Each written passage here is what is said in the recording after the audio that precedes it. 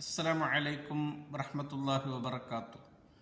അൽഹംദുലില്ലാഹി വസ്സലാത്തു വസ്സലാമു അലാ അഷ്റഫി റസൂലില്ലാഹി വഅലാ ആലിഹി വസഹ്ബിഹി അൽഫായിസീന ബിറിളില്ലാഹ്. അമ്മാ ബഅദ്. പ്രിയമുള്ളവരെ, 4/10/2024 ഇന്നലി നഫ്സിക അലൈക ഹഖൻ എന്ന ശീർഷകത്തിൽ നമ്മുടെ മനസ്സും ശരീരവും എപ്പോഴും ആരോഗ്യമുള്ളതായിരിക്കണം എന്ന് പറഞ്ഞുകൊണ്ടാണ് UAE ഔഖാഫ് പ്രസിദ്ധം ചെയ്ത ജുമാ ഖുതുബ. ഒരു വിശ്വാസി എപ്പോഴും ശാരീരികമായും മാനസികമായും സന്തോഷവാനാകണം. അത് റബ്ബ് നൽകുന്ന വലിയ അനുഗ്രഹമാണ്. ഹദീസിൽ കാണാൻ സാധിക്കും, നബിതങ്ങൾ പറയുകയാണ്, തീബുൻ നഫ്സി മിനൻ നിഅം, മനസ്സിന് സമാധാനമുണ്ടാകുക എന്നത് അള്ളാഹു നൽകുന്ന അനുഗ്രഹമാണ്. അതിനു വേണ്ടുന്ന എല്ലാ ശ്രദ്ധകളും നമ്മുടെ ഭാഗത്തുനിന്നുണ്ടാകണം. ഹദീസിൽ തന്നെയുണ്ട്, വ ഇന്നലി നഫ്സിക അലൈക ഹഖൻ, നിശ്ചയം നിന്റെ ശരീരത്തിനോട് നിനക്ക് പ്രത്യേകമായ ബാധ്യതയുണ്ട് എന്ന്. നമ്മുടെ മനസ്സിന് സമാധാനം കിട്ടാനുള്ള എല്ലാ കാര്യങ്ങളിലും നാം ശ്രദ്ധാലുവാകണം. അതിനു വേണ്ടുന്ന എല്ലാ കരുതലുകളും നമ്മുടെ ഭാഗത്തു നിന്നുണ്ടാകണം. മനസ്സിനെ ക്ഷീണിപ്പിക്കുന്ന ഒന്നും നമ്മിൽ നിന്നുണ്ടായിക്കൂടാ. അള്ളാഹു പറഞ്ഞു, ഖദ് അഫ്ലഹ മൻ സക്കാഹ വഖദ് ഖാബ മൻ ദസ്സാഹ, നിശ്ചയം മനസ്സിനെ സ്ഫുടം ചെയ്തവൻ വിജയിയായി, മനസ്സിനെ മലിനമാക്കിയവനോ പരാജയപ്പെടുകയും ചെയ്തു എന്ന്. നല്ല മനസ്സും നല്ല ശരീരവും നമ്മെ വിജയത്തിലേക്ക് നയിക്കും. എന്തൊക്കെയാണ് നാം അതിനു വേണ്ടുന്ന കരുതലുകൾ നടത്തേണ്ടത്? നമ്മൾ അള്ളാഹുവിലേക്ക് കൂടുതൽ കൂടുതൽ അടുക്കുക, അവന് വഴിപ്പെടുന്ന ശരീരമുണ്ടാകുക. നമ്മുടെ നാവിലും മനസ്സിലുമൊക്കെ അള്ളാഹുവിൻ്റെ ദിക്ർ എപ്പോഴും ഉണ്ടാകുക. അള്ളാഹു പറഞ്ഞു, അലാ ബി ദിക്രില്ലാഹി തത്മഇന്നുൽ ഖുലൂബ്, അറിയണേ, അള്ളാഹുവിൻ്റെ ദിക്ർ കൊണ്ട് നിങ്ങളുടെ മനസ്സിന് ശാന്തി ലഭിക്കും. നബിതങ്ങൾ മുഅദ്ദിനോട് പറയും, യാ ബിലാൽ അഖ്മിസ് സ്വലാ അരിഹ്നാ ബിഹാ, ബിലാൽ നീ ബാങ്ക് കൊടുത്തേ, ആ ഇഖാമത്ത് കൊടുത്തേ, ആ ഇഖാമത്തിൻ്റെ ശബ്ദം കൊണ്ട് ഞങ്ങളെ നീ ഒന്ന് സന്തോഷിപ്പിച്ചേ എന്ന്.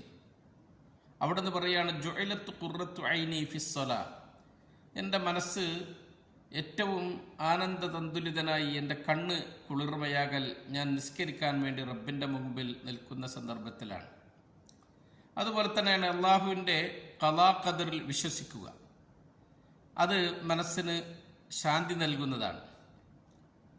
അബൂദർദാ റളിയല്ലാഹു അൻഹു പറയുന്നുണ്ട്, ഇന്നല്ലാഹ ഇദാ ഖളാ ഖളാഅൻ അഹബ്ബ അൻ യുർളാ ബിഹി, അള്ളാഹു ഒരു കാര്യം വിധിച്ചാൽ അതിൽ നാം സംതൃപ്തരാകൽ അള്ളാഹുവിന് ഏറ്റവും പ്രിയപ്പെട്ടതാണ്.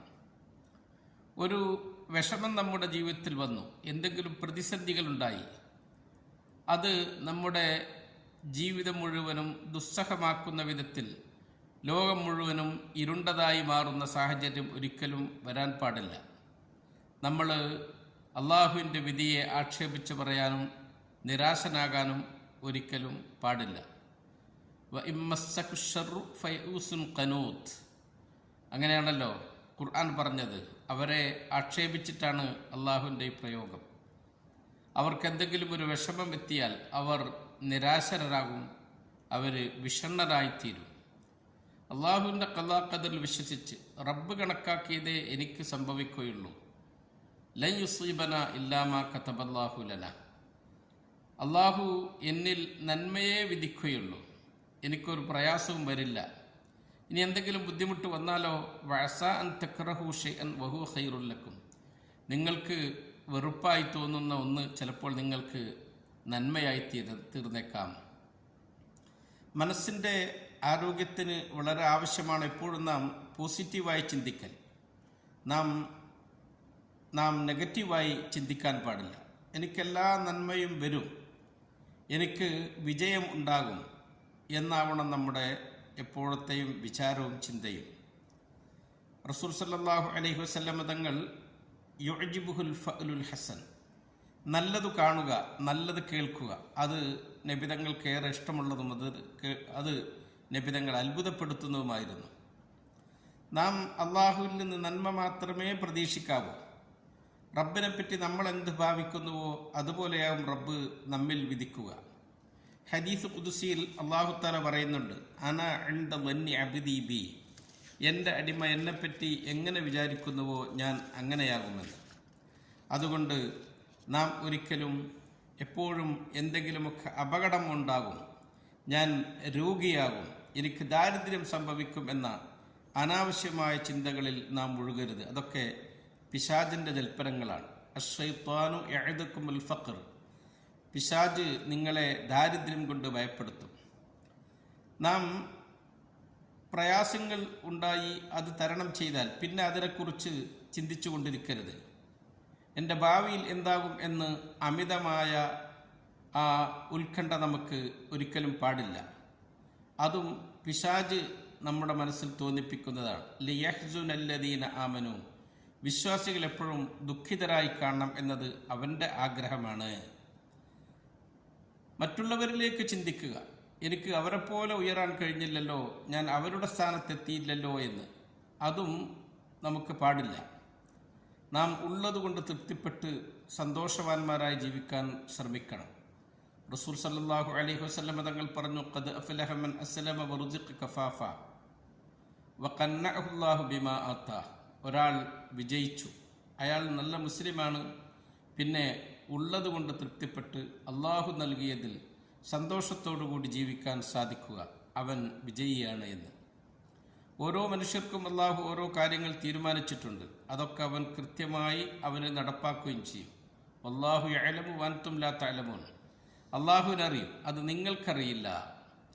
അള്ളാഹുവെ, ഞങ്ങളുടെ ശരീരത്തിനും മനസ്സിനും നീ ആരോഗ്യം തരണേ, നിനക്ക് ഇബാദത്തെടുക്കാൻ ഞങ്ങൾക്ക് നീ തൗഫീഖ് നൽകണേ. നമ്മുടെ മനസ്സിൻ്റെ ആ ശ്രദ്ധ, മനസ്സിൻ്റെ ആ കരുത്ത്, അത് നമ്മളിൽ മാത്രം ഉണ്ടായാൽ പോരാ. നമ്മുടെ മക്കളിലും കുടുംബങ്ങളിലുമൊക്കെ മനസ്സമാധാനം കളിയാടണം. അവരുടെ ശരീരത്തിൻ്റെ ആരോഗ്യം നാം ശ്രദ്ധിക്കുന്നത് പോലെ മനസ്സിൻ്റെ ആരോഗ്യവും ശ്രദ്ധിക്കണം. നമ്മുടെ വീട് അപ്പോഴേ സമാധാനത്തിൻ്റെ ഗേഹങ്ങളാവുകയുള്ളൂ. ജോലിസ്ഥലത്തുണ്ടാകുന്ന പ്രയാസങ്ങളും ബുദ്ധിമുട്ടുകളും ഒന്നും നാം വീട്ടിൽ ചെന്ന് അവരോട് ഷെയർ ചെയ്യരുത്. അത് അവരിൽ നെഗറ്റീവായ ചിന്തയുണ്ടാക്കും, അവരുടെ മനസ്സിൻ്റെ സമാധാനം അത് കെടുത്തും. ഉപ്പമാർ വീട്ടിലേക്ക് കയറി ചെല്ലുമ്പോൾ അവർ ജീവിത പ്രയാസങ്ങളുടെ ഭണ്ഡാരം അവരുടെ മുമ്പിൽ തുറന്നു വെക്കരുത്. പുഞ്ചിരിച്ചുകൊണ്ട് സന്തോഷവാനായിക്കൊണ്ട് കയറി ചെല്ലണം. മക്കളോട്, വീട്ടുകാരോട് സ്നേഹമസൃണമായി ഏറ്റവും നല്ല രീതിയിൽ പെരുമാറണം.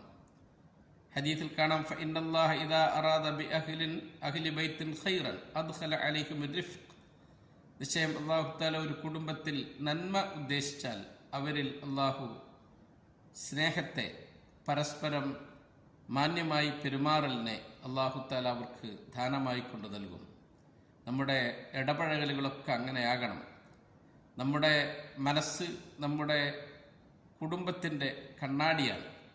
നാം മാനസികമായി ആകുമ്പോൾ നമ്മുടെ കുടുംബവും അങ്ങനെ മാനസികമായി ഉന്മേഷം ഉള്ളവരാകും. അവരുടെ വ്യക്തിത്വ വികസനത്തിനൊക്കെ അത് ആക്കം കൂട്ടും. മഹാനായ ഖലീലുല്ലാഹി ഇബ്രാഹിം നബി അലൈഹിസ്സലാം, അല്ലാഹു തആല അവരെ ഖുർആനിൽ വിശേഷിപ്പിച്ചത് ഇന്ന ഇബ്രാഹിം അൽ അവ്വാഹുൻ ഹലീം. ഇബ്രാഹിം നബി അലൈഹിസ്സലാം അള്ളാഹുലേക്ക് ഖേദിച്ചു മടങ്ങുന്നവരും സഹന സ്വഭാവക്കാരനുമാണ്. അതിൻ്റെ പ്രതിഫലനമാണ് അവരുടെ മക്കളിൽ നാം കണ്ടത്. ഫബശ്ശർനാഹു ബിഗുലാമിൻ ഹലീം, നല്ല സഹന സ്വഭാവമുള്ള ഒരു മകനെ കൊണ്ട് ഞാൻ അവർക്ക് സന്തോഷവാർത്ത അറിയിച്ചു. നാം മനസ്സിൻ്റെയും ശരീരത്തിൻ്റെയും ആരോഗ്യം ശ്രദ്ധിക്കണം. നമ്മുടെ കുടുംബങ്ങളുടെ മനസ്സിൻ്റെയും ശരീരത്തിൻ്റെയും ആരോഗ്യം ശ്രദ്ധിക്കണം. അല്ലാഹുവേ, ഞങ്ങൾക്ക് നീ മനസ്സമാധാനവും ആരോഗ്യവും നൽകണേ എന്ന് ദുആ ചെയ്തുകൊണ്ട് നിർത്തുന്നു. അസ്സലാമു അലൈക്കും വറഹ്മത്തുള്ളാഹി വബറകാതുഹു.